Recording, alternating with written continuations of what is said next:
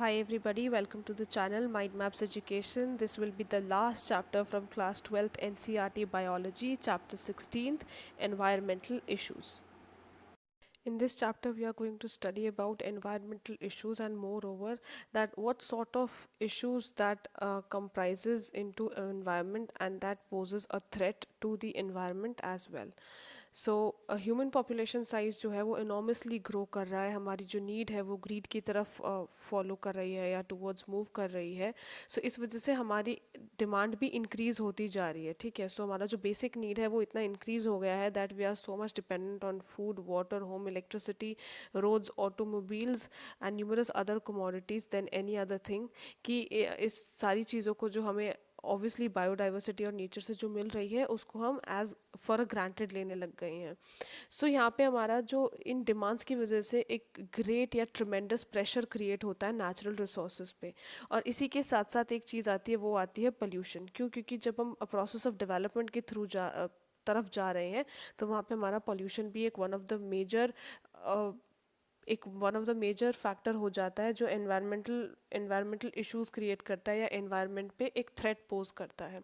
So what actually a pollution is? Pollution कोई भी एक अनडिज़ायरेबल चेंज है, चाहे वो फिजिकल, केमिकल या बायोलॉजिकल कैरेक्टरिस्टिक्स मान लो, कहाँ का, air, land, water and soil. ठीक है, तो यहाँ पे अगर कोई भी अडल्ट्रेशन होता है या चेंजेस होते हैं या कुछ अनइंटेंशनल चेंज होते हैं जो हम नहीं चाहते हैं पर हम हम कर रहे होते हैं, if we are eventually leading towards it and these are undesirable change in nature, तो इसको हम पोल्यूशन कहते हैं. अब जो एजेंट्स हैं जो ब्रिंग अबाउट करते हैं इस चेंज को, इस अनडिज़ायरेबल चेंज को, इनको हम पोल्यूटेंट्स कहते हैं. सो पोल्यूशन एंड पोल्यूटेंट डन. अब इसी पे कंट्रोल रखने के लिए, इसी पे एक रैंडम चेक रखने के लिए और एक स्ट्रिक्ट चेक रखने के लिए गवर्नमेंट ऑफ इंडिया ने पास किया है एनवायरनमेंट बोले तो प्रोटेक्शन एक्ट इन 1986. तो क्वेश्चन यहाँ से आता है कि जो एनवायरनमेंट प्रोटेक्शन एक्ट है वो कब पास किया गया था इंडियन गवर्नमेंट की तरफ से? तो it will be 1986. Let us understand air pollution and its control. अब क्योंकि we humans and all the other organisms are so much dependent on air from the atmosphere, the thing is कि air अब इतनी ज़्यादा polluted हो चुकी है that we are almost people are almost choking with pollution और इनकी वजह से बहुत सारी डिजीज़ भी लीड हो रही हैं like the asthma and normal respiratory problems and breathing problems and everything like that. So we are dependent on air for our respiratory needs. अब क्या होगा कि अगर यहाँ पे pollution create हो जाता है, so इसी तरीके से हम कहते हैं कि it will be called air pollution. So जो हमारी जो बॉडी है वो डिटोरिएट हो जाएगी because of the problems having in the respiratory systems. ठीक है, तो हमारा हार्मफुल इफेक्ट पड़ता है डिपेंडिंग ऑन वॉट. अब जो एयर पोल्यूशन है वो हमारी ह्यूमन बॉडी पे हार्मफुल इफेक्ट क्यों दे रहा है? Because this thing depends on the concentration of the pollutant which is present in the atmosphere. Second, the duration of exposure, मतलब कि हम कितनी देर तक उस एक्सपोज्ड हैं उस पोल्यूटेंट के, एंड दी ऑर्गेनिज्म, क्योंकि हर एक ऑर्गेनिज्म की जो बॉडी होती है वो अलग अलग टाइप की होती है और अलग अलग तरीके से रिएक्ट करती है किसी भी चीज़ के लिए. नेक्स्ट इज़ जैसे कि हमारे थर्मल पावर प्लांट्स हैं, स्मेल्टर्स हैं या कुछ और इंडस्ट्रीज़ हैं, वो अपना प्रोडक्ट बनाते टाइम रिलीज़ करती हैं कुछ पार्टिकुलेट या कुछ gaseous air pollutants into the atmosphere. पर ये जो रिलीज़ होती है ये टुगेदर मतलब दिस इज़ कंबाइंड और this is release together with some harmless gases बोले तो nitrogen and oxygen. But the thing is कि पोल्यूटेंट्स को हमेशा it has to be separated और it has to be filtered out before releasing the harmless gases into the atmosphere. ठीक है, तो इसके लिए हम क्लीन कैसे कर सकते हैं या इसको हम फिल्टर कैसे कर सकते हैं? ऑल्दो यहाँ पे बहुत सेवरल वेज होते हैं but one we have to study is about the electrostatic precipitator. So electrostatic precipitator 99% of the particulate matter को हटा देता है एग्जॉस्ट में से. तो क्वेश्चन आता है कि जो इलेक्ट्रोस्टैटिक प्रेसिपिटेटर है वो कितने परसेंट हटा देता है, कितने percent of the particulate matter जो है वो उसे हटा देता है? That is 99%. ठीक है, एग्जॉस्ट में से हटा देता है. तो what happens in this process is कि इस इलेक्ट्रोस्टैटिक प्रेसिपिटेटर में हमारे इलेक्ट्रोड वायर्स होते हैं, ठीक है, इलेक्ट्रोड वायर्स होते हैं, और यहाँ पे कोरोना इफेक्ट होता है जिसकी वजह से नेगेटिव चार्ज जो है वो रिलीज होता है, मतलब कि इलेक्ट्रॉन्स रिलीज होते हैं, और ये इलेक्ट्रॉन्स जो है वो डस्ट पार्टिकल्स के साथ चिपक जाएंगे। हर एक डस्ट पार्टिकल के साथ एक एक इलेक्ट्रॉन चिपक जाएगा, और आगे जाकर होता है हमारा कलेक्टिंग प्लेट। कलेक्टिंग प्लेट जो कि ग्राउंडेड होता है, मतलब कि आखिरी में होता है। यहाँ पे बहुत लो वेलोसिटी होती है। लो वेलोसिटी इसलिए होती है ताकि जो मूविंग डस्ट पार्टिकल है जो अब फिलहाल इलेक्ट्रॉन्स के साथ बॉन्डेड है, तो वो जो है वो नीचे की तरफ जाकर मतलब सस्पेंड हो जाए या बॉटम पे जाकर सेटल हो जाए।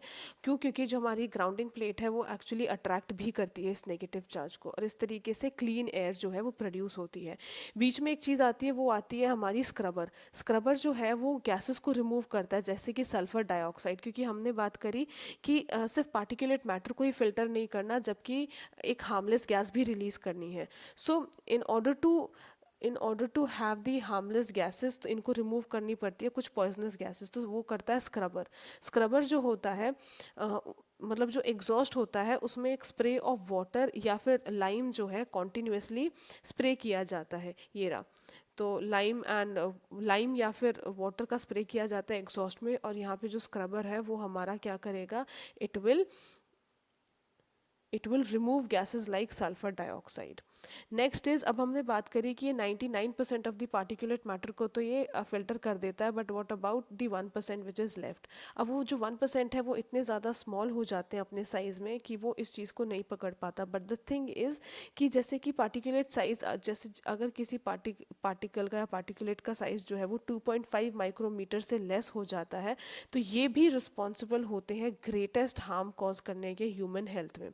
ये जो फाइन पार्टिकुलेट्स हैं ये नॉर्मली इनहेल हो जाते हैं डीप इनटू द लंग्स, और इनको हमारा जो नॉर्मल जो मैकेनिज्म है इनहेलेशन एंड एक्सहेलेशन का, वहाँ भी ये पकड़ में नहीं आते हैं। So it will B inhaled deep into the lungs, और ये प्रॉब्लम क्रिएट करेंगे in the breathing and the respiratory. कुछ सिम्टम्स होते हैं जैसे कि इरिटेशन हो गया, इन्फ्लेमेशन हो गया इन द लंग्स, और फाइनली डैमेज हो जाता है लंग्स का, या फिर प्रीमेच्योर डेथ हो जाती है। अब ये जो एयर पोल्यूशंस के मेजर कॉजेज क्या हो सकते हैं, लाइक द ऑटोमोबाइल्स। हमें पता है कि automobiles are one of the major cause to create और to cause atmospheric pollution, at least in the metro cities. अब क्या है कि इट्स नॉट लाइक दैट कि रूरल एरियाज़ में ऑटोमोबाइल्स चल ही नहीं रहे हैं। ऑल्सो जो लोग इन चीज़ों से परेशान आ चुके हैं, they are also moving from the metro cities to the local areas और the rural areas, therefore polluting the same environment which was okay before. तो अब वो रूरल एरिया है जो, या लेस कनेक्टेड एरिया है, वो भी अब ज़्यादा से ज़्यादा ख़राब हो चुका है because of the usages of more automobiles in that area, and therefore increasing the air pollution in that particular area. Plus हमारा जो जैसे कि पेट्रोल और डीजल यूज़ हो रहा है, तो कुछ चीज़ें हम इसको कंट्रोल कर सकते हैं। वो ऐसे कर सकते हैं that we can use lead free petrol और डीजल, ठीक है। इससे क्या होगा, it can reduce the pollutant they emit. हमारी एक चीज़ इन्वॉल्व हो सकती है, वो होती है कैटालिटिक कन्वर्टर्स, ठीक है। कैटालिटिक कन्वर्टर्स जो होते हैं एक्चुअली ऑटोमोबाइल्स में फिट करे जा सकते हैं एज दी, मतलब ऑटोमोबाइल्स में फिट करे जा सकते हैं। अब यहाँ पे क्या होता है, एक एक्सपेंसिव मेटल्स यूज़ होते हैं जैसे कि प्लैटिनम, पैलेडियम या रोडियम। ये हमारा काम करेंगे कैटलिस्ट की तरह, ठीक है। अब ये कैटलिस्ट की तरह जब काम करेंगे, तो जब भी हमारी कोई भी अनबर्नड हाइड्रोकार्बन निकलने की कोशिश करेगा एग्जॉस्ट में से, तो वहाँ पे प्रेजेंट कैटालिटिक कन्वर्टर उस अनबर्नड कार्बन को कन्वर्ट कर देगा फाइनली कार्बन डाइऑक्साइड और वाटर में। अब ये हमारा हार्मलेस है इन द एटमॉस्फेयर, राइट। और जो कार्बन मोनोऑक्साइड और नाइट्रिक ऑक्साइड है वो चेंज हो जाएगा कार्बन डाइऑक्साइड और नाइट्रोजन गैस में। तो इम्पॉर्टेंट ये है कि कौन सी चीज़ कहाँ से कैसे चेंज हो रही है, ठीक है। सो अनबर्नड कार्बन हाइड्रोकार्बन चेंज हो जाएंगे कार्बन डाइऑक्साइड एंड वाटर में, और कार्बन मोनोऑक्साइड चेंज हो जाएगी कार्बन डाइऑक्साइड में, नाइट्रिक ऑक्साइड चेंज हो जाएगी नाइट्रोजन गैस में। और इसलिए हमें लेड फ्री पेट्रोल यूज़ करना चाहिए। क्यों? क्योंकि अगर उस पेट्रोल में लेड होगा तो वो इन कैटलिस्ट को, जो कैटलिस्ट कन्वर्टर में प्रेजेंट थे हमारे, जो हमारे एक्सपेंसिव मेटल थे, वो इनको इनएक्टिव कर देंगे, और इनएक्टिव कर देंगे तो हमारा एग्जॉस्ट में से हार्मलेस गैसेस नहीं निकल पाएगी। नेक्स्ट इज एक हमारा prevention and control of pollution act जो कि 1981 में आया था, उसको अमेंड किया गया था 1987 में, और वहाँ पे हमने इसी पोल्यूशन में ऐड किया था नॉइज़ को भी। नॉइज़ और साउंड में डिफरेंस होता है, या नॉइज़ और ट्यून में डिफरेंस होता है, ठीक है। तो नॉइज़ जो है वो हमारा वो अनडिज़ायर्ड या unwanted high level of sound होता है जो एक्चुअली ब्रेन को या हमारे ब्रेन सेल्स को या हमारे नॉर्मल फिजिक को इरिटेट करने लगता है एक टाइम पे, और इसका कॉन्टीन्यूस एक्सपोजर जो है स्ट्रेस में ला सकता है या साइकोलॉजिकल प्रॉब्लम्स क्रिएट कर सकता है, इवन फिजियोलॉजिकल प्रॉब्लम्स। और अगर 150 डीबी, मतलब कि 150 डीबी या उससे ज़्यादा क्या नाम है, आवाज़ की अगर हम नॉर्मली सुनते जाते, जैसे कि take off a jet plane और अ रॉकेट, तो वो हमारे डैमेज कर सकता है ईयर ड्रम्स को, thus permanently impairing hearing ability. So noise जो है वो जनरली कॉज कर सकता है sleeplessness, increased heart beat, altered breathing pattern and considerably stressing the human.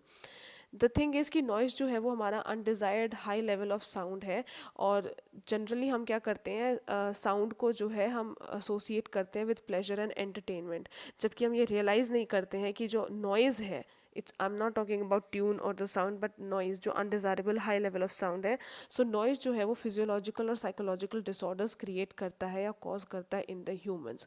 Now how can we control this? We can control, जैसे हमारी industries हैं जो बहुत ज़्यादा आवाज़ करती हैं in the process of the formation of new products और वॉट एवर दे ओन, तो वहाँ पे हम एब्जॉर्बेंट मटेरियल लगा सकते हैं, ठीक है, या फिर हम मफल कर सकते हैं नॉइज़ को। उसके अलावा हम डीलिमिटेशन कर सकते हैं हॉर्न फ्री जोन्स का, जैसे कि अराउंड हॉस्पिटल्स और स्कूल्स, और उसके अलावा परमिट कर सकते हैं साउंड लेवल ऑफ क्रैकर्स, ठीक है, जितना ज़रूरत हो उतना ही। प्लस जो स्पीकर्स की टाइमिंग है in any of the occasion, तो वो हम उसको लिमिट कर सकते हैं फॉर अ टाइम पीरियड, और फॉर अ टाइम पीरियड या फिर टाइम ड्यूरेशन वाली बात हो जाती है। अगर हम ये वाले लॉज या ये वाले स्टेप्स हम स्ट्रिक्टली फॉलो करें, तो हम of course we can protect ourselves from the noise pollution. If we take into account the case of Delhi, so Delhi जो है वो एक ऐसी जगह बन जाती है, ऐसी सिटी बन जाती है जहाँ पर it has more cars than the states of Gujarat and west Bengal put together. तो अगर हम गुजरात की सारी कार्स और वेस्ट बंगाल की सारी कार्स पुट टुगेदर कर दें, तो इससे भी ज़्यादा हमारी दिल्ली में कार्स प्रेजेंट हैं। तो इस चीज़ पर एक पीआईएल भी फाइल करी गई थी सुप्रीम कोर्ट ऑफ इंडिया पे, और वहाँ पर इन्होंने बोला था कि you have to take certain strict measures regarding this. और यहाँ पर क्या किया गया कि पब्लिक ट्रांसपोर्ट का जो पूरा एंटायर फ्लीट था, फ्लीट मतलब कि बहुत सारे जो अपने एक साथ जो सारी बसेस या पब्लिक ट्रांसपोर्ट हो जाते हैं, उन सबको चेंज करके उनका जो मोड है वो डीजल या पेट्रोल से हटाकर कंप्रेस नेचुरल गैस में कर दिया गया था। So by the end of the 2002 हमारी सारी जो दिल्ली की बसेस या पब्लिक ट्रांसपोर्ट थे वो सारे फिर सीएनजी पर चलने लग गए थे। Now the question arises why CNG and why not diesel and petrol? The first reason would be कि जो सीएनजी है वो बर्न करती है मोस्ट एफिशिएंटली। दूसरा कि इसमें से जो भी एग्जॉस्ट होता है, जो भी चीज़ें निकलती हैं, इट इज़ लेफ्ट अनबर्न, ठीक है, मतलब इसमें से वेरी लिटिल या फिर मतलब zero of it left unburnt. Next is CNG is cheaper, of course CNG is cheaper than diesel and petrol. Next is कि इनको चोर आसानी से चुरा नहीं सकते, so it can not be siphoned off by thieves. Adulterate नहीं हो सकती है, ठीक है, but the only problem lies within the CNG is कि it becomes a tedious task to lay down pipelines to deliver CNG through distribution point, मतलब जो भी हमारे पेट्रोल पंप है जहाँ पे CNG भी डिलीवर हो रही है, and it becomes a little cumbersome process to ensure uninterrupted supply। अब हम क्या कर सकते हैं इसके अलावा, सीएनजी पे आने के अलावा what else can we do is that we can have catalytic converters in the transports और in the vehicles. Next is हम स्ट्रिंजेंट पोल्यूशन लेवल नॉर्म्स ला सकते हैं, हम ओल्ड व्हीकल्स को फेज आउट कर सकते हैं, देन हम अनलेडेड पेट्रोल यूज़ कर सकते हैं, use of low sulphur petrol and diesel. इसी तरीके से एक यूरो 3 नॉर्म आया था, यूरो 3 नॉर्म आया था जिसके तहत क्या था कि जो सल्फर है क्या be controlled at 350 parts per million in diesel and 150 parts per million in petrol. Aromatic hydrocarbon जो है वो कंटेन थे at 42% of the concerned fuel. और ये जो हमारा जो ये पूरा मैप टैबुलेटेड फॉर्म है वो यही बता रहा है कि कौन सा जो हमारा स्टेज था, like it's Bharat 4 and Bharat 4 जो कि नया आया है। इसके अलावा जो थे we had Bharat 3 and Bharat stage 3 as well.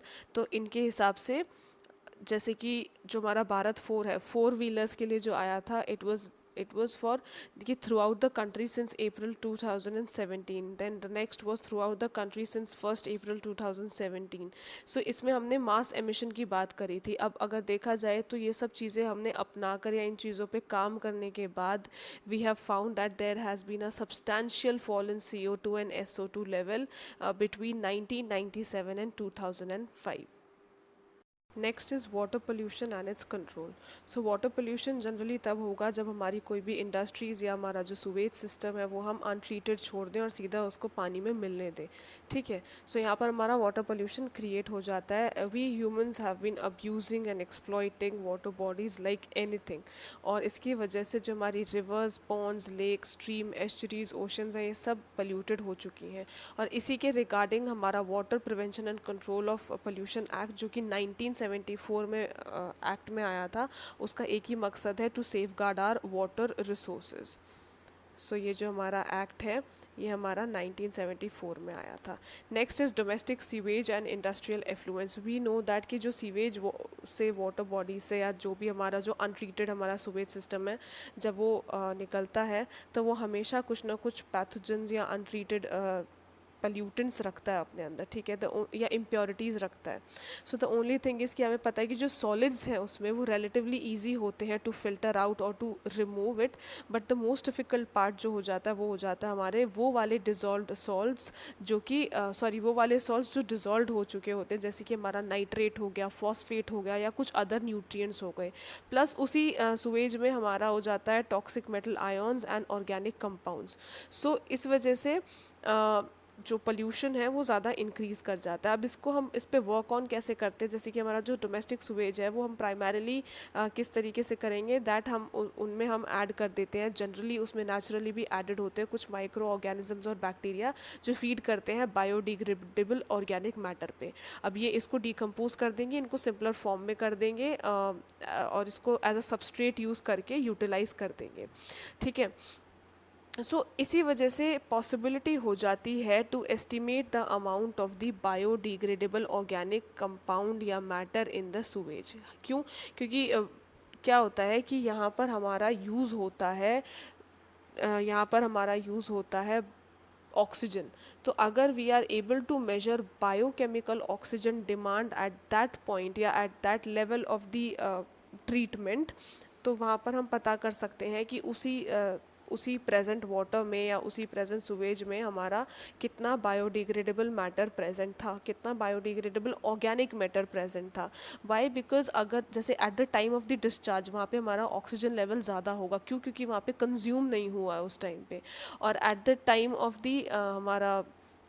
Of the processing या at the time of the treatment हमारा जो BOD है वो बायोकेमिकल ऑक्सीजन डिमांड जो है वो अब इंक्रीज़ कर गया होगा. वाई? बिकॉज ऑक्सीजन डिमांड पूरी हो रही है because of the biodegradable organic matter पे फीड कर रहे हैं bacteria and some of the other organisms as substrate. So हम इसको इस तरीके से यूज़ कर सकते हैं. अब ये जो हमारा जो सुवेज जो हमारा रिलीज़ हो रहा है ये इवेंचुअली फिशेस को किल करता है और वाटर बॉडीज़ को तो पल्यूट कर ही रहा है. ठीक है. ऑल्सो एक चीज़ होती है वो ये होती है वाटर बॉडीज़ कंज्यूम करती हैं वाटर बॉडीज़ जो है वो कंज्यूम करती है लॉट ऑफ ऑक्सीजन. पर एक शार्प डिक्लाइन आता है in the dissolved oxygen downstream पे at the point of the sewage discharge. ठीक है. तो ये कॉज करता है mortality of the fishes and aquatic creatures. अब बात आती है कि व्हाट इफ़ अगर किसी वाटर बॉडी में या किसी नॉर्मल वाटर में बहुत सारा अमाउंट ऑफ न्यूट्रिएंट प्रेजेंट है, तो एक्सेस ऑफ न्यूट्रिएंट भी एक एज अ पोल्यूशन के लिए या एज अ प्रॉब्लम या हार्मफुल इफ़ेक्ट कॉज करता है. क्यों? क्योंकि वहाँ पर ग्रो होती हैं एक्सेसिव ग्रोथ ऑफ प्लैंकटॉनिक्स. जो प्लैंकटॉनिक होते हैं वो हमारे फ्री फ्लोटिंग एल्गे होते हैं और इनका एक पूरा का पूरा जो शीट होती है या कवर होता है ओवर दी वाटर बॉडी उसको हम कहते हैं एल्गल ब्लूम. अब ये डेटोरिएट करती हैं वाटर की क्वालिटी भी और फिश की मोर्टालिटी भी. मतलब कि वो जो एक्वाटिक हैबिटेट है हमारा वहाँ पर जो हमारा एक्वाटिक इकोसिस्टम है उसको पूरा का पूरा नष्ट करने के लिए, डिटोरिएट करने के लिए तैयार रहते हैं. कौन? हमारे प्लैंकटॉनिक्स. और वो किस वजह से हुए? Because of the presence of the large amount of nutrient in the water. अब इसी में एक एग्जांपल है वो ये है कि हमने एक टाइम पे वाटर हाइसिंथ जो है उनको इंटेंशनली ऐड करवाया था due to their lovely flowers, ठीक है। अब इन्होंने हैवॉक क्रिएट कर दिया, इसलिए हम इनको कहते हैं टेरर ऑफ बंगाल्स के नाम से भी कहते हैं। Why? Because this is the world most problematic aquatic weed. अब इसने क्या किया, इसने यूट्रोफिक वाटर बॉडीज़ पे अबंडेंटली ग्रो करके एक इम्बैलेंस क्रिएट कर दिया इकोसिस्टम, किसमें? वाटर बॉडी के इकोसिस्टम में, ठीक है। वैसे ही क्या होता है कि जो कुछ कुछ सम ऑफ दी सुवेज जो हमारा होम से निकलता है, हॉस्पिटल से निकलता है, दैट इज़ लेफ्ट अनट्रीटेड। अब जब अनट्रीटेड रहेगा तो वहाँ पे प्रेजेंस होगा हमारा बहुत सारे पैथोजेनिक माइक्रो ऑर्गेनिजम्स का, ठीक है। और इसी वजह से आउटब्रेक होता है सीरियस डिजीजेस का, जैसे कि dysentery, typhoid, jaundice and cholera. So इसलिए हम कहते हैं कि it becomes important and necessary and it becomes imperative to understand कि कोई भी वाटर जो है वो किसी भी प्रोसेस से होता हुआ या किसी भी ट्रीटमेंट से होता हुआ, ईदर फ्रॉम द हॉस्पिटल और फ्रॉम होम्स और either from the industry, should not be released untreated, ठीक है। उसमें हमेशा ट्रीट करना चाहिए, उनमें उसको हमेशा न्यूट्रलाइज करके ही वाटर बॉडीज़ में रिलीज़ करना चाहिए।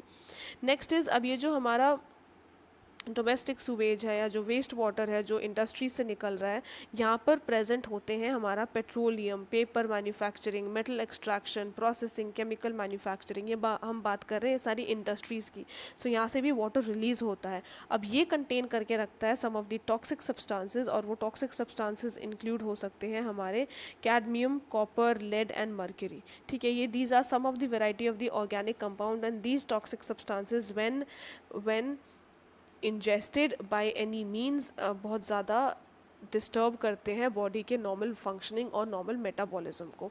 अब ऑफ कोर्स कोई भी इंसान इंटेंशनली इनको फीड नहीं करेगा, इंटेंशनली इनको इंजेस्ट नहीं करेगा। जो जो तरीका है जिससे ये इंजेस्ट होते हैं उसे हम कहते हैं bio magnification.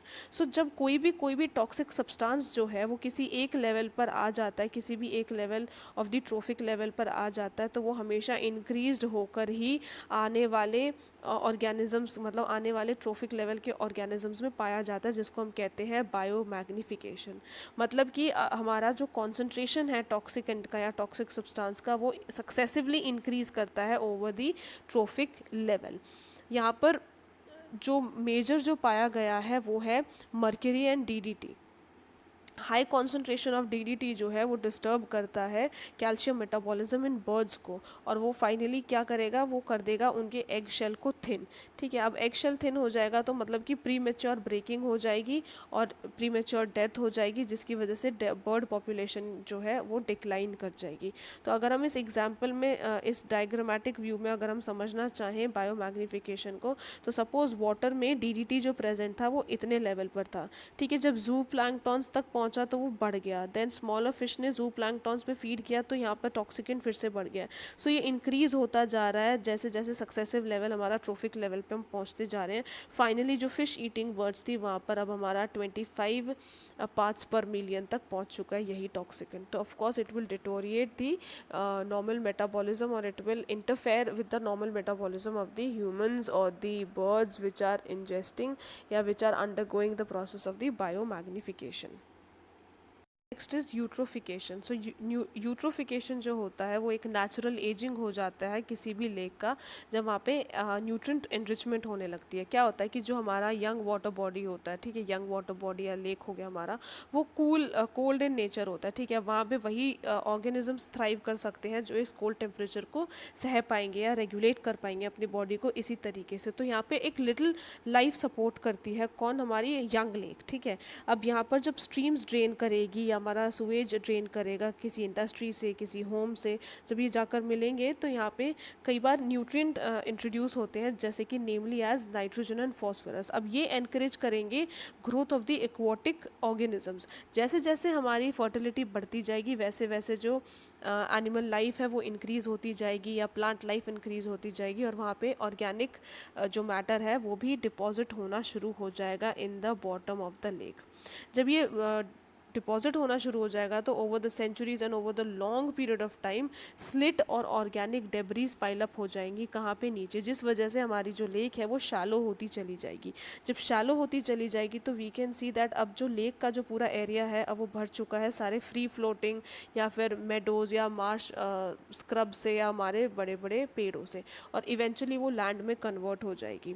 The thing is it's not that easy और इट्स नॉट दैट फास्ट जो हमें सुनने में लग रहा है। It takes ages and ages, thousands of years to for a lake to naturally age, जिस प्रोसेस को हम कहते हैं यूट्रोफिकेशन। पर क्योंकि जो ह्यूमंस एक्टिविटी है वो इतना ज़्यादा इतना ज़्यादा पोल्यूशन क्रिएट कर रही हैं, जो एजेंट है पोल्यूटेंट्स के वो इतने ज़्यादा बढ़ते जा रहे हैं, तो इस वजह से जो हमारा जो ये प्रोसेस है यूट्रोफिकेशन का वो एक्सेलरेट हो सकता है। The ageing process can accelerate, और इस फिनोमेना को हम कहते हैं कल्चरल या एक्सेलरेटेड यूट्रोफिकेशन। इस फिनोमेना को हम कहते हैं कल्चर या एक्सेलरेटेड यूट्रोफिकेशन, मतलब कि ageing of the lake because of the interference of the human activities. ठीक है, अब ये किस वजह से होगा, जब हमारी लेक जो है वो सीवियरली यूट्रोफाइड हो जाएगी by sewage and agricultural and industrial waste. अब यहाँ पे जो प्राइम कंटामिनेंट्स होते हैं वो होते हैं हमारे नाइट्रेट, फॉस्फेट, जबकि पहले यही वाली जो न्यूट्रिएंट थे in the form of nitrogen and phosphorus ये एनकरेज कर रहे थे growth of the aquatic organism को, और यहाँ पर जब एक्सेलरेटेड यूट्रोफिकेशन हो रहा है तो यही एक हार्म इम्पोज कर रहे हैं हमारी लेक पर। ठीक है, इसके अलावा जब नाइट्रेट्स एंड फॉस्फेट्स जो है प्राइम कंटामिनेंट्स वो प्रेजेंट हो जाते हैं तो इस वजह से ग्रोथ ऑफ एल्गे बहुत बढ़ जाती है, जिसकी वजह से स्कम बन जाता है और the lake can literally choke to death.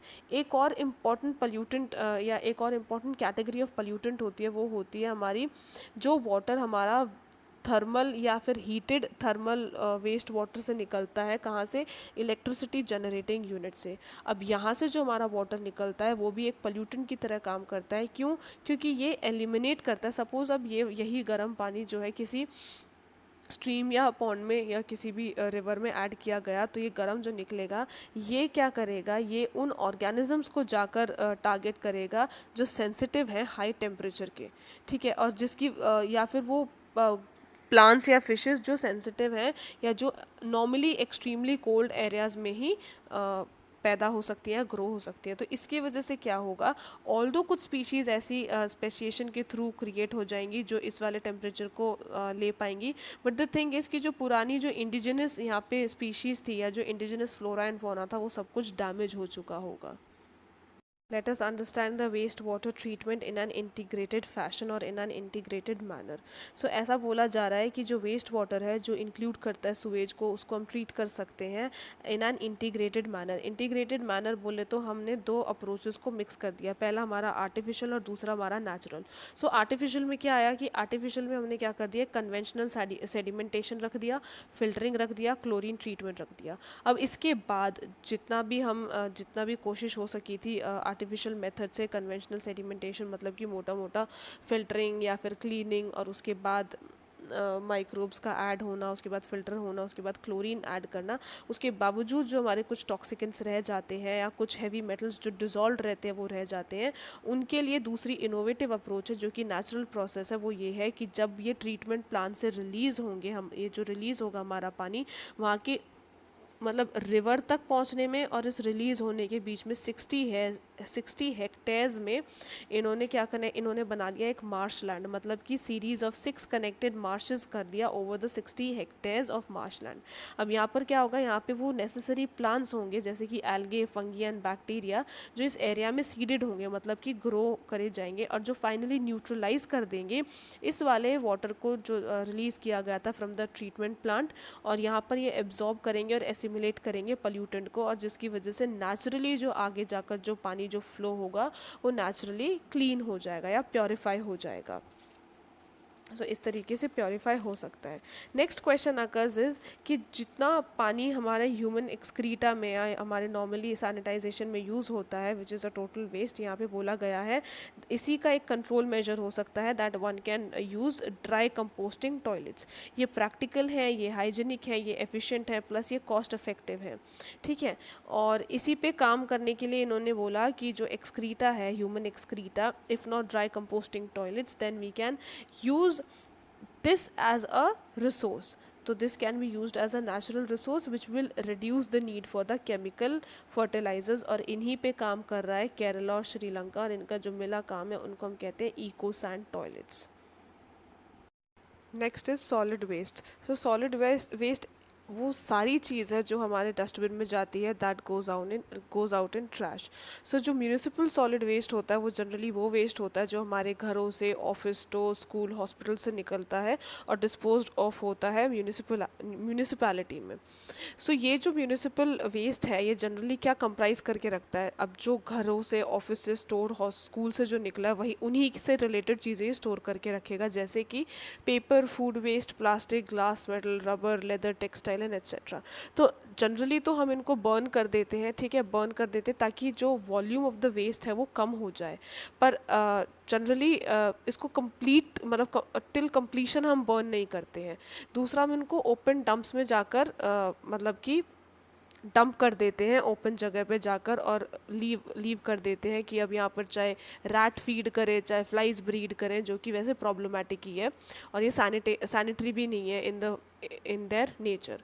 एक होता है सैनिटरी लैंडफिल्स। अब सैनिटरी लैंडफिल्स एक वन ऑफ दी सब्स्टिट्यूट है कि ओपन बर्निंग ना हो या ओपन डंप्स ना बनाए जाए, जो कि ब्रीडिंग करवा रहे थे किसकी, that they were serving as the breeding ground for rats and flies. So sanitary landfills में क्या होगा, हम एक डिप्रेशन क्रिएट कर देंगे या ट्रेंच क्रिएट कर देंगे, वहाँ पे हम सारा अपना कचरा डाल देंगे, उसको कॉम्पैक्ट कर देंगे और कवर कर देंगे हमेशा एक डर्ट से। ठीक है, द प्रॉब्लम इज़ कि जो लैंडफिल है वो एक रियल सोल्यूशन के उसमें नहीं आता है, because of the amount of garbage we all are producing in day to day lives and specially in the metro cities. So यहाँ पर एक और प्रॉब्लम होती है, अगर हम डंप कर भी देते हैं तो देयर इज़ अ डेंजर कि जो उनके जो हार्मफुल केमिकल्स हैं वो सीप कर जाएंगे, मतलब वो सॉइल जो है एब्जॉर्ब कर जाएगा और वो फाइनली इवेंचुअली किस पे जाकर हार्म करेगा, it will pollute the underground water resources, मतलब कि अंडरग्राउंड वाटर जो सोर्स है हमारा वहाँ पर। सो अब क्या होता है कि इसका एक ही सोल्यूशन हो सकता है, वो ये कि वी ह्यूमंस, जो हम ह्यूमंस हैं, वो इसको, इस टॉपिक को और इस प्रोसेस को बहुत सेंसिटिवली डील करें। एक हम कर सकते हैं कि हम खुद का जो वेस्ट जनरेट हो रहा है एट द होम लेवल और एट द ऑफिस लेवल, जो हमारा नॉर्मल लेवल पे जो ये जनरेट हो रहा है, इसको हम कैटेगराइज कर सकते हैं into 3 categories, namely as biodegradable, recyclable and non biodegradable. So जितने भी बायोडिग्रेडेबल वेस्ट हो जाते हैं उनको हम खुद ही एक कंपोस्ट पिट बनाकर या नॉर्मली ज़मीन में या डीप पिट्स में या ग्राउंड में हम बरी कर सकते हैं और उसको लेट आउट या लेफ्ट आउट कर सकते हैं फॉर नेचुरल ब्रेकडाउन। तो इसके लिए, और रिसाइक्लेबल चीज़ तो ऑफकोर्स हम निकाल कर दोबारा यूज़ कर सकते हैं, या जो हमारे रैक पिकर्स हैं, कबाड़ी वालाज हैं, ये हमारे इन रिसाइकलिंग वाली चीज़ों के लिए बेस्ट वर्क करेंगे। So now we are only left with the biodegradable stuff. तो इस तरीके से जो हमारा वेस्ट का जो चंक है वो कहीं ना कहीं कैटेगराइज होने पे थोड़ा सा कम हो जाता है। दूसरा हमारा एक प्राइम गोल ये होना चाहिए कि हम जो है नॉन बायोडिग्रेडेबल प्रोडक्ट्स को इतना यूज़ में ही ना लाएं अपनी डे टू डे लाइफ में, बट इसका उल्टा हो रहा है। पहले हम नॉर्मली पॉलीथीन यूज़ करते थे, फिर अब हम अपनी डेली एक्टिविटीज़ या डेली नीड्स जो है वो भी पॉलीथीन में पैक करने लगे, इवन इफ़ इट्स सब्ज़ी और इफ़ इट्स फ्रूट्स जो कि बहुत डेकोरेटिव पॉलीथीन में पैक होकर आती हैं, and we also pay a huge and heavy amount for these decorations only.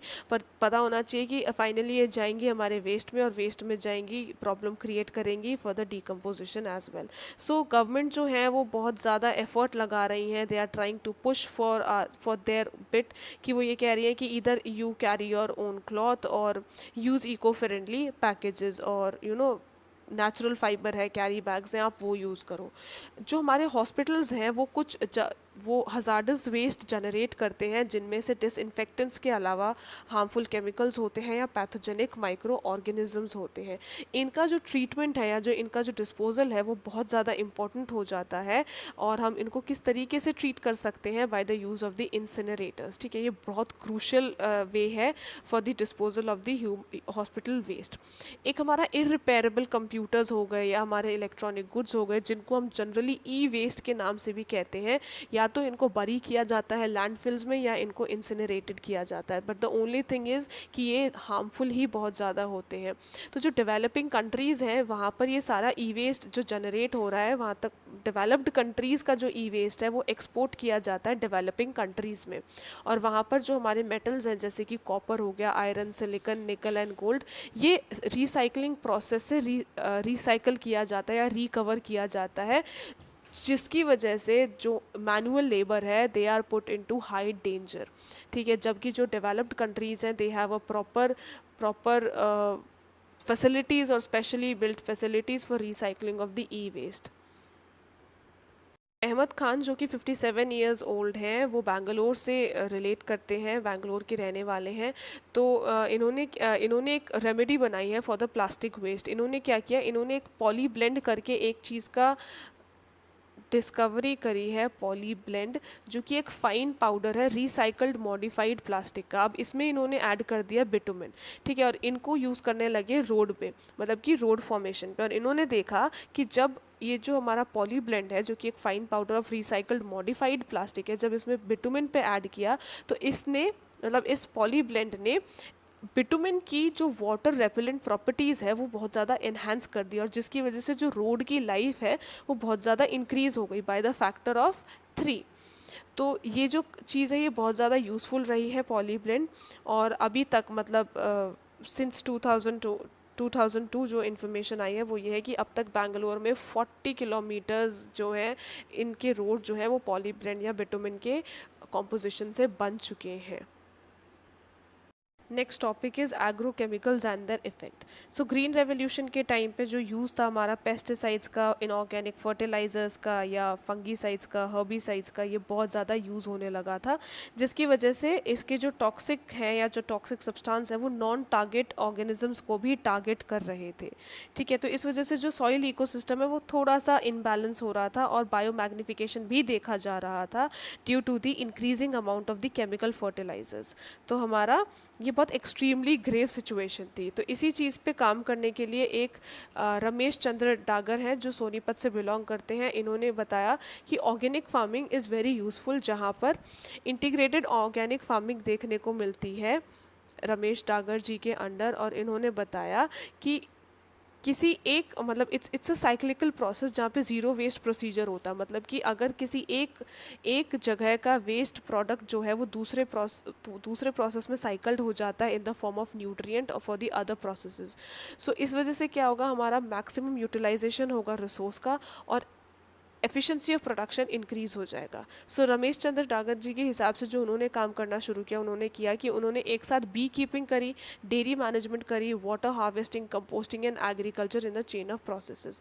तो इस वजह से क्या हुआ कि जैसे कि हमें केमिकल फर्टिलाइजर्स की ज़रूरत ही नहीं है क्रॉप्स के लिए। क्यों? क्योंकि जो डेयरी मैनेजमेंट में जो कैटल है उनका जो एक्सक्रीटा है that will be used as the manure. अब जो क्रॉप वेस्ट हो रहा है वो क्रिएट कर देगा कंपोस्ट, जिसकी वजह से नेचुरल फर्टिलाइज़र बन जाएगा, और ये इवेंचुअली यूज़ हो सकता है नेचुरल गैस में, जो सेटिस्फाई करेगा फार्म की नीड्स को। तो अब हरियाणा किसान वेलफेयर क्लब में अब फ़िलहाल जो करंट मेंबरशिप है डागर जी जिन्होंने क्रिएट करी है हरियाणा किसान वेलफेयर, अब he is working with 5000 farmers. Next is radioactive waste. So जो हमारी न्यूक्लियर एनर्जी है वो जब शुरू करी गई थी तो it was working as a non polluting way for generating electricity. ठीक है, so it was being used as a non polluting वे।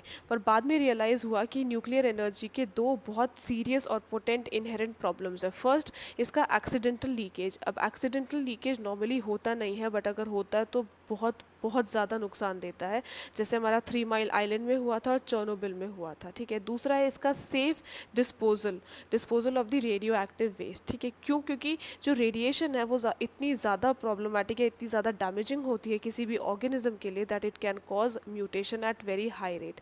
अब इसकी हाई डोजेस जो लीथल होंगी, पर जो लोअर डोजेस हैं वो क्रिएट करेंगी कुछ डिसऑर्डर्स। ठीक है, डिसऑर्डर्स में जैसे हमारा कैंसर हो सकता है, ट्यूमर हो सकता है। देयरफॉर जो न्यूक्लियर वेस्ट है वो एक पोटेंट पल्यूटेंट की तरह काम क्या आ रहा है, it is being termed as the potent pollutant, और इसको डील जो है वो अटमोस्ट कॉशन के साथ करना चाहिए। ये भी कहा जाता है कि अगर उसका जो एक लेवल है, if the lethality level increases above some bar, तो वहाँ पर शील्डेड कंटेनर्स में उनको बरी करके within the rocks 500 metre deep below the earth surface जाकर इनको डंप करना चाहिए। Greenhouse effect and global warming.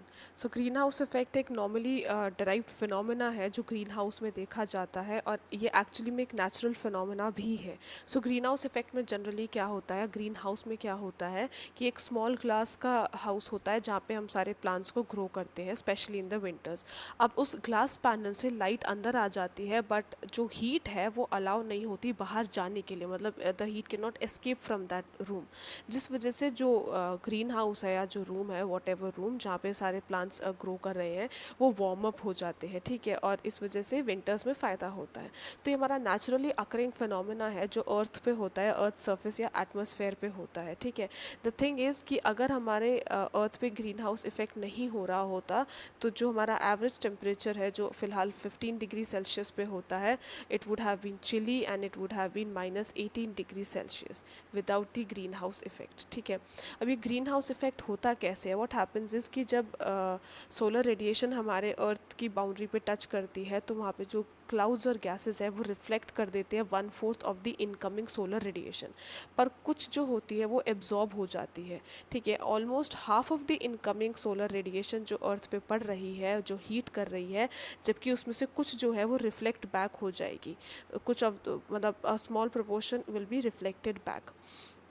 अब जो अर्थ का सरफेस है वो उसको री एमिट करेगा, किसको, उस हीट को री एमिट कर देगा in the form of solar radiation.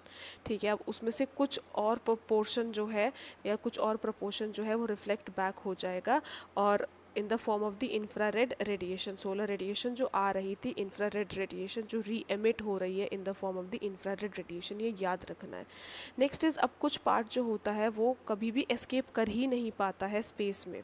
ठीक है, क्यों? क्योंकि जैसे जो हमारे कुछ एस्केप नहीं कर पाता है एज द एटमॉस्फेरिक गैसेस, क्यों? क्योंकि जो हमारी कार्बन डाइऑक्साइड है या मीथेन है, वो मेजर चंक जो है वो उसका एब्जॉर्ब कर चुकी होती है, और यही जो साइकिल है वो बार बार रिपीट होती है, जिसको हम ग्रीन हाउस इफेक्ट कहते हैं।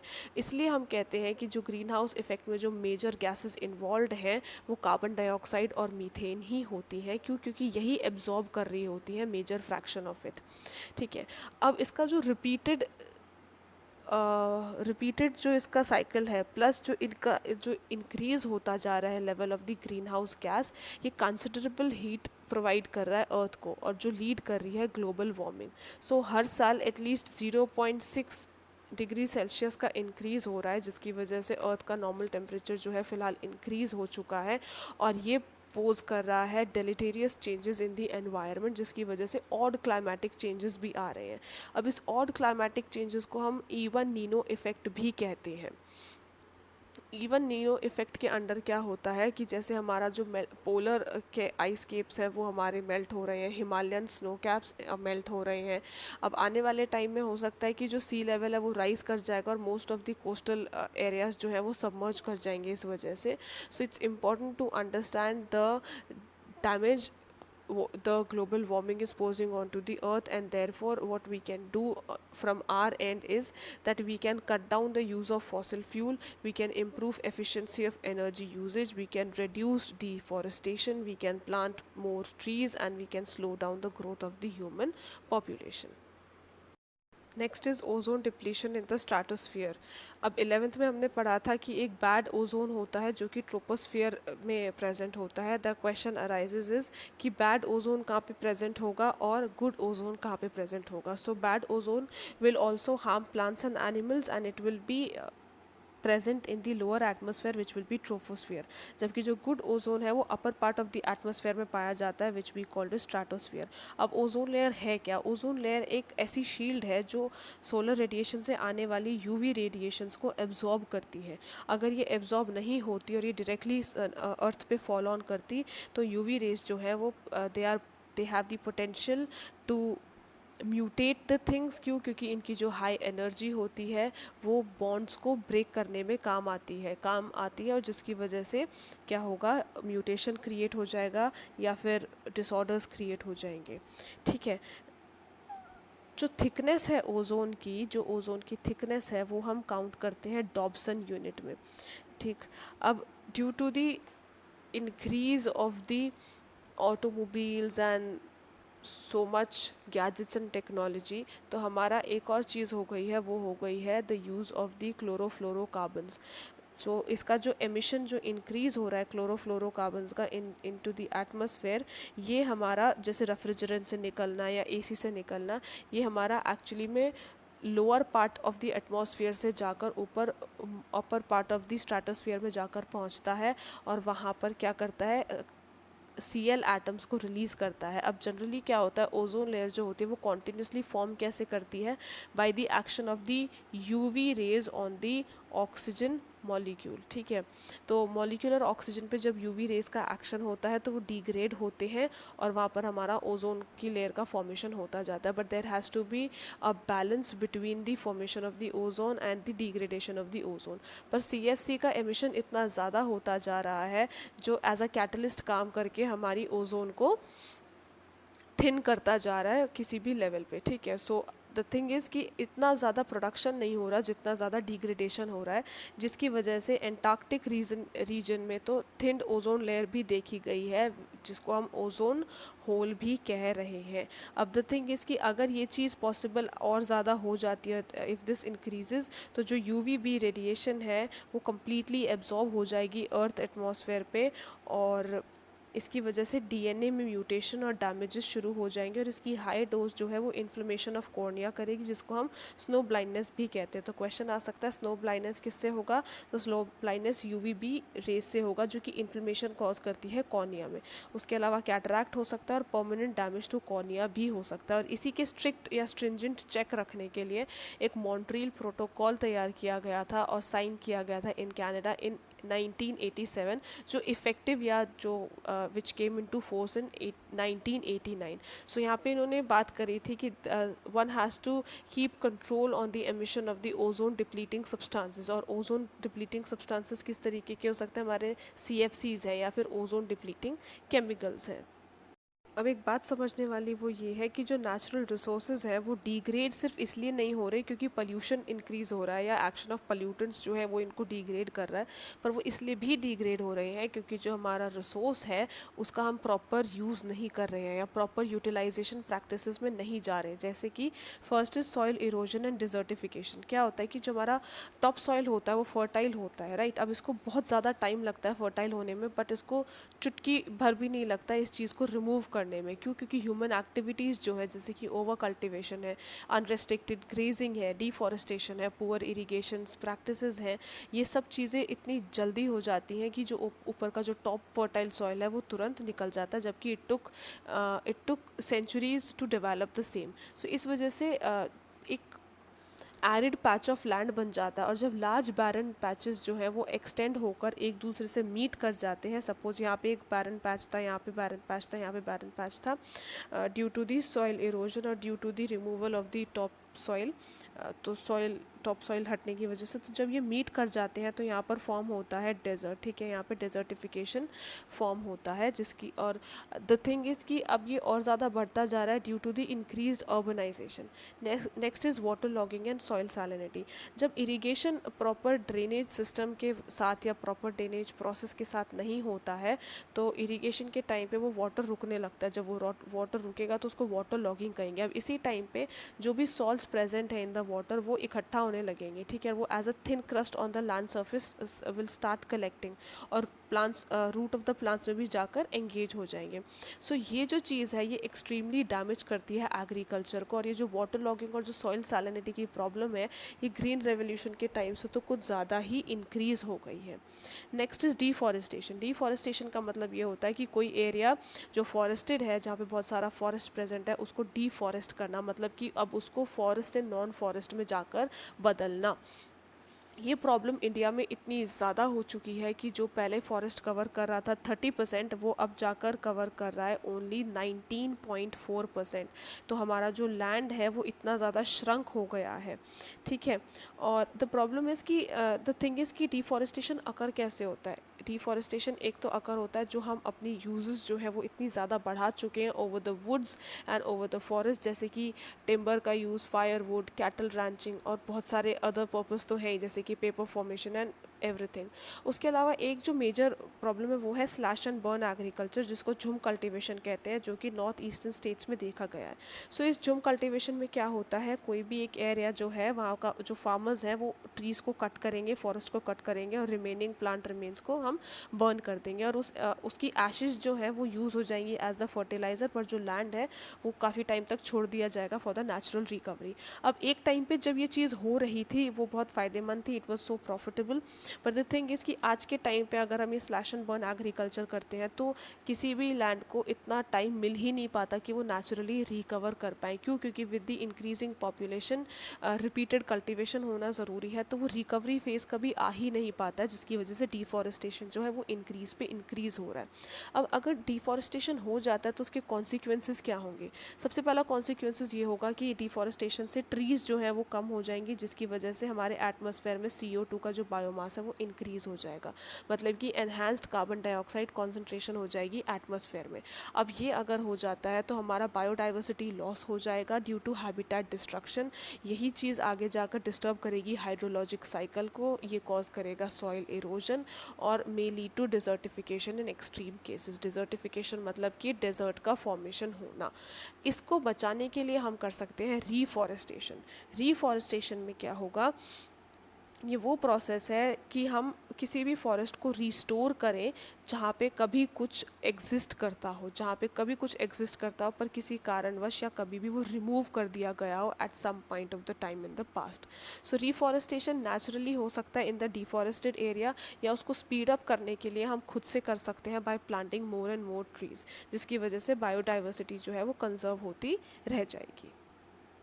कॉन्जर्वेशन ऑफ फॉरेस्ट के कुछ एक्स्ट्रा ऑर्डनरी एग्जाम्पल्स हैं। एक है हमारा अमृता देवी का। अमृता देवी के टाइम पे क्या हुआ था, ये बिश्नोईज एक कम्युनिटी होती है जिन्होंने क्या किया था कि जब एक किंग ने ऑर्डर किया था कि फॉरेस्ट को कट कर दो और मतलब कुछ बनाने के लिए, सो जब उनके आदमी जब कट करने आए ट्रीज़ पे तो अमृता देवी जो हैं उन्होंने ट्री को हक कर लिया। तो व्हाट हैपेंड इज़ कि जो सर्वेंट्स कट करने आए थे उन्होंने अमृता देवी के साथ साथ पेड़ को भी कट कर दिया। इसको देखते हुए several and hundreds of Bishnois came together और उन्होंने सबने ट्रीज़ को हक कर लिया, जिसकी वजह से ट्रीज़ जो है बच गई। So this was the magnitude of human beings जब उन्होंने अपनी लाइफ सैक्रिफाइस कर दी with the cause of the for the cause of the environment.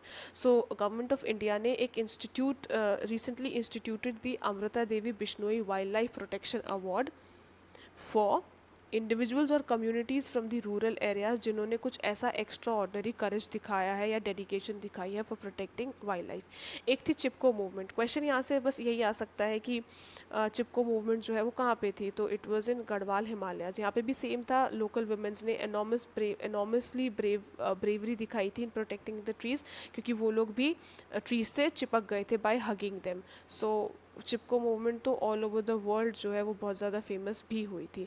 This is how the chapter ends. इससे पहले एक और चीज़ है वो है जॉइंट फॉरेस्ट मैनेजमेंट। यहाँ पे क्या होता है कि गवर्नमेंट और जो वहाँ के खुद के जो रेजिडेंट्स हैं वो क्लोजली वर्क करते हैं, तो लोकल कम्युनिटीज़ जो है वो क्लोजली वर्क करेंगी for protecting and managing forest. This is how the chapter ends. I hope आपको ये चैप्टर समझ में आया होगा। Thank you so much for watching this video.